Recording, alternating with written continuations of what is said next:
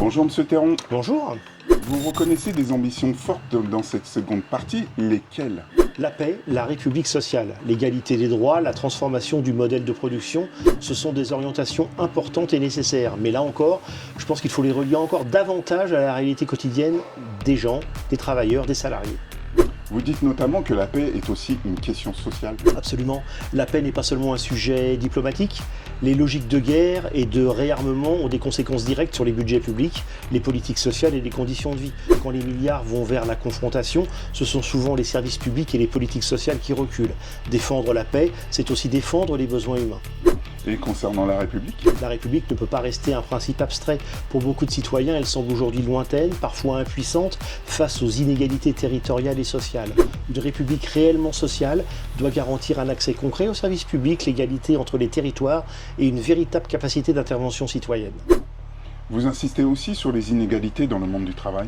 Parce que c'est là qu'elles se concentrent souvent le plus fortement. Écart de salaire, discrimination, précarité, difficulté d'accès aux responsabilités.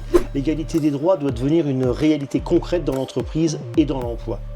Pourtant, le texte place le travail au centre du projet. Oui, c'est une bonne chose, mais il faut regarder le travail tel qu'il est vécu aujourd'hui, intensification, perte de sens, précarisation.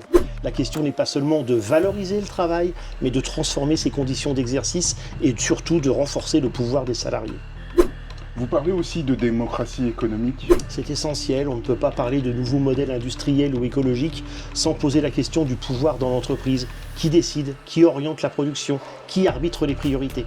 Une transformation réelle suppose davantage de droits d'intervention pour les travailleurs et une véritable démocratie économique. En somme, ces ambitions ne prendront pleinement sens que si elles se traduisent concrètement par de meilleurs salaires, des services publics renforcés, davantage de pouvoir pour les salariés et une réduction réelle des inégalités.